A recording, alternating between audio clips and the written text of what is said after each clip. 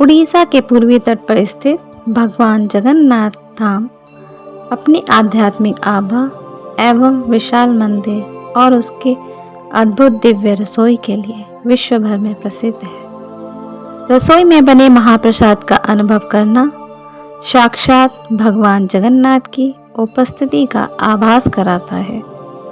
भगवान जगन्नाथ मंदिर में अर्पित किए जाने वाले महाप्रसाद को प्रसाद ही नहीं, यह लाखों भक्तों के लिए दिव्य आशीर्वाद का सर्वोच्च स्वरूप है, जो बिना किसी भेदभाव के सभी को महाप्रभु से जोड़ता है।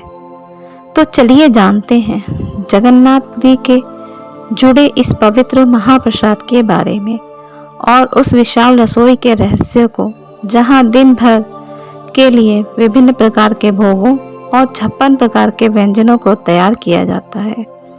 जगन्नाथ मंदिर का महाप्रसाद जिस स्थान पर तैयार होता है वह स्वयं में एक चमत्कार है। मंदिर की पवित्र रसोई, जिसे रोशाघारा कहा जाता है, इसे दुनिया की सबसे बड़ी मंदिर रसोइयों में माना जाता है।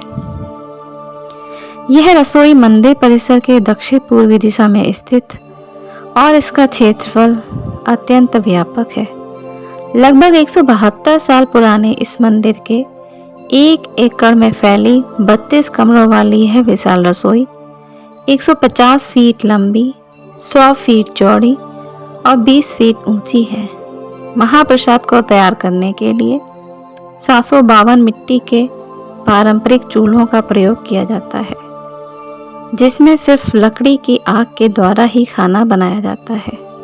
रसोई में लगभग 500 रसोइये, जिन्हें स्वारा कहा जाता है, तथा उनके 300 सहायक काम करते हैं। संपूर्ण प्रसाद मिट्टी की जिन 700 हांडियों में पकाया जाता है उन्हें अटका कहते हैं। लगभग 200 सेवक सब्जियों, फलों, नारियल इत्यादि को काटते हैं, मसालों को पीसते हैं। मान्यता है इस रसोई में जो भी भोग बनाया जाता है उसका निर्माण माता लक्ष्मी की देखरेख में ही होता है। रसोई में प्रवेश करने से पहले रोष होम नामक एक पवित्र अग्नि अनुष्ठान किया जाता है। इस पवित्र अग्नि का उपयोग सभी चूल्हों में भोजन पकाने के लिए किया जाता है, जो भोजन की पवित्रता और दिव्य ऊर्जा से परिपूर्ण होने का प्रतीक है। भोग पूरी तरह से शाकाहारी बनाया जाता है। भोग में प्याज, लहसुन, आलू, टमाटर, गोभी का प्रयोग निषिद्ध है। मीठे भोग बनाने के लिए शक्कर के स्थान पर अच्छे किस्म का गुड़ प्रयोग में लाया जाता है। जो भी व्यंजन यहाँ तैयार होते हैं उनको जगन्नाथ, वल्लभ लाडू, माथपुली जैसे कई नाम रखे जाते हैं। यहाँ रसोई के पास ही 2 कुएं हैं, जिन्हें गंगा व यमुना कहा जाता है। केवल इनसे निकले पानी से ही भोग तैयार किया जाता है। रसोई में 56 प्रकार के भोगों का निर्माण किया जाता है। दाल, चावल, सब्जी, पूरी, खाजा, लड्डू, पेड़े, बूंदी, चिवड़ा, नारियल, देशी घी, माखन, मिश्री आदि से महाप्रसाद तैयार होता है। रोज कम से कम 10 तरह की मिठाइयाँ बनती हैं। 8 लाख लड्डू एक साथ बनाने पर गिनीज वर्ल्ड बुक में इस रसोई का नाम दर्ज हो चुका है। रसोई में एक बार 50,000 लोगों के लिए महाप्रसाद बनता है। मंदिर की रसोई में प्रतिदिन 72 कुंटल चावल पकाने का स्थान है।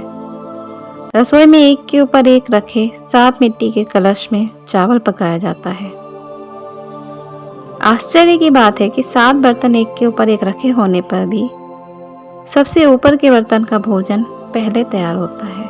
तत्पश्चात नीचे की तरफ से एक के बाद एक बर्तन का प्रसाद पकता जाता है। प्रतिदिन नए बर्तन में ही भोग बनाया जाता है। सर्वप्रथम भगवान जगन्नाथ, बलभद्र, सुभद्रा माता को भोग लगाने के बाद विमला माता को भोग लगाकर ही भक्तों को प्रसाद मिलता है। भगवान जगन्नाथ के महाप्रसाद को अवधा कहा जाता है। प्रत्येक भोग का अपना एक विशिष्ट समय और व्यंजनों का प्रकार होता है। जगन्नाथ मंदिर में देवताओं को प्रतिदिन दिन में 5 बार विधिवत भोग अर्पित किया जाता है। भोग अर्पित करने का चक्र पुरी की दैनिक सेवा प्रणाली का एक अनिवार्य हिस्सा है। विशिष्ट समय और व्यंजन के आधार पर यहाँ 5 प्रकार के भोग अर्पित करते हैं। सबसे पहले है गोपाल बल्लभ भोग। यह सुबह का पहला भोग होता है जो देवताओं को जगाने के बाद अर्पित किया जाता है। यह एक हल्का भोग होता है जिसमें अक्सर फल, नारियल, छेना, ताजा पनीर, दही, मक्खन और कुछ मिठाइयाँ शामिल होती हैं। यह एक तरह का दिव्य नाश्ता है। दूसरा सकाल धूप या राजा भोग। यह सुबह का मुख्य भोग होता है जिसे दिन के पहले भाग में अर्पित किया जाता है। यह एक विस्तृत भोग होता है जिसमें विभिन्न प्रकार के व्यंजन रखे जाते हैं जैसे खिचड़ी, विभिन्न प्रकार की दालें, सब्जियां, कई तरह के पारंपरिक ओड या पीठे यानी कि चावल के आटे, दालों से बने पारंपरिक स्नैक्स। यह एक तरह का दिव्य नाश्ता है। तीसरा भोग है भोग मंडप भोग। दोपहर का सबसे बड़ा और सबसे सार्वजनिक भोग। यह मंदिर परिसर के विशाल भोग मंडप में अर्पित किया जाता है। भोग में चावल, दाल, विभिन्न प्रकार की सब्जियां, करी और पीठे, कई तरह के व्यंजन बड़ी मात्रा में शामिल होते हैं। यह भोग देवताओं को अर्पित करने के बाद भक्तों के लिए भी उपलब्ध होता है। इसे महाप्रसाद के रूप में खरीदा जा सकता है। पुरी की रसोई की उत्पादन क्षमता का सबसे बड़ा प्रदर्शन होता है।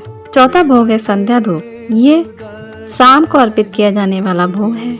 इसमें विभिन्न मीठे व्यंजन, नमकीन पकवान, हल्के स्नैक्स रखे जाते हैं। यह एक तरह का दिव्य शाम का नाश्ता है। पांचवा भोग बड़ा श्रृंगार भोग है।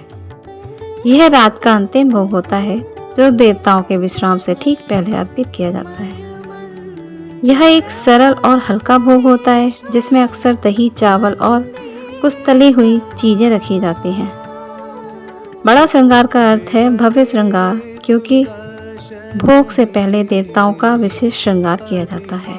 भगवान जगन्नाथ को दिन भर में 56 प्रकार के व्यंजन परोसे जाते हैं। 56 भोग में विभिन्न श्रेणियों के व्यंजन शामिल होते हैं। चावल आधारित व्यंजन, विभिन्न प्रकार के चावल जैसे सादा चावल, खिचड़ी, दाल और करी, विभिन्न प्रकार की दालें और सब्जियों से बनी करी, उड़ीसा पीठे, स्नैक्स, चावल के आटे और दाल से बनाए जाने वाले पीठे, मीठे व्यंजन, छेना, पूड़ा, खाजा, रबड़ी और अन्य पारंपरिक ओडिया मिठाई, तली हुई सब्जियां और पकौड़े भी भोजन में शामिल किए जाते हैं। प्रत्येक भोग अर्पित करने से पहले देवताओं के वस्त्रों को बदलने का अनुष्ठान किया जाता है। देवताओं को स्वच्छ ताजे वस्त्र, आभूषण पहनाए जाते हैं। यह इस बात का प्रतीक है कि उन्हें एक नए भोजन के लिए तैयार किया जा रहा है। तैयार भोग को रोषाघारा से मंदिर के गर्भगृह तक धूमधाम से ले जाया जाता है। भोजन को चांदी, सोने के बर्तनों में भोग लगाया जाता है जो उसकी पवित्रता को दर्शाता है। गर्भगृह में पुजारी द्वारा मंत्रों का जाप करते हुए देवताओं को भोग अर्पित करते हैं। भोग अर्पित करने के बाद देवताओं को पान भी अर्पित किया जाता है जो भोजन के बाद पाचन में सहायता करने और मुख को शुद्ध करने का एक पारंपरिक तरीका है। भोग अर्पित करने के बाद वह भोजन महाप्रसाद बन जाता है। अंत में भगवान जगन्नाथ को नीम के चूर्ण का भोग भी लगाने का चलन है। भोग मंडप में महाप्रसाद को सभी भक्तों के लिए उपलब्ध कराया जाता है।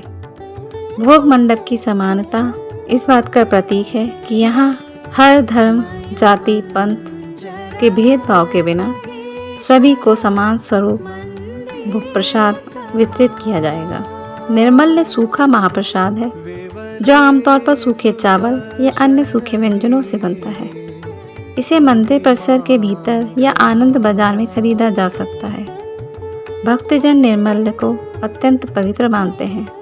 इसे अपने घरों में रखते हैं, पूजा स्थान में रखते हैं जो भगवान की उपस्थिति का प्रतीक माना जाता है। माना जाता है कि इससे घर में सुख समृद्धि आती है, नकारात्मक शक्तियों से घर में रक्षा होती है। जगन्नाथपुरी के महाप्रसाद और इस रसोई से जुड़े कई रोचक तथ्य और रहस्य जो भक्तों के विश्वास को और भी मजबूत बनाते हैं। माना जाता है रोषाघारा में महाप्रसाद की आपूर्ति कभी भी खत्म नहीं होती। चाहे पुरी में कितने भी भक्त आ जाएं, महाप्रसाद हमेशा पर्याप्त होता है। रसोई से जुड़े एक अद्भुत रहस्य के बारे में जानते हैं, जो कि है कुडमा चंडी की कथा। इन्हीं मान्यताओं से जुड़ी कुडमा चंडी की रहस्यमयी कथा माना जाता है कि यदि भोजन तैयार करते समय किसी भी प्रकार की अशुद्धता होती है या देवी लक्ष्मी असंतुष्ट होती हैं, तो एक रहस्यमय कुत्ता या कुत्ते जैसा प्राणी रसोई में प्रकट होता है और इस प्राणी का प्रकट होना अशुद्धता का दिव्य संकेत है। तो उस बैच में तैयार किया गया संपूर्ण भोजन तुरंत अशुद्ध मानकर फेंक दिया जाता है और फिर से एक नया भोजन तैयार किया जाता है। ये कथा रसोई में शुद्धता के सर्वोच्च महत्व को दर्शाती है। भगवान जगन्नाथ को 56 प्रकार के भोग क्यों लगाए जाते हैं? मान्यता है कि मैया यशोदा श्री कृष्ण को दिन में 8 बार भोजन कराती थी। एक बार ब्रज में इंद्रदेव अतिवृष्टि कर देते हैं, तब श्री कृष्ण गोवर्धन पर्वत को अपने हाथ की छोटी उंगली से उठा लेते हैं और ब्रजवासियों की रक्षा करते हैं। इस दौरान 7 दिन तक भगवान कृष्ण ने कुछ भी नहीं खाया पिया। ब्रजवासियों और माता यशोदा के लिए भगवान कृष्ण का 7 दिन तक भूखे प्यासे रहना बहुत ही कष्टदायक था। श्री कृष्ण के प्रति अपना प्रेम और भक्ति दिखाते हुए माता यशोदा और ब्रजवासियों ने मिलकर 7 दिन और 8 पहर के अनुसार 56 प्रकार के व्यंजनों का भोग कृष्ण को लगाया। तभी से भगवान श्री कृष्ण को 56 प्रकार के भोग लगाने की परंपरा चली आ रही है। तो ये था महाप्रसाद और उसके पीछे जुड़े रहस्यों के बारे में। सच में ये अद्भुत महाप्रसाद जिसका अनुभव सभी भक्त करना चाहते हैं। बोलिए महाप्रभु जगन्नाथ की जय।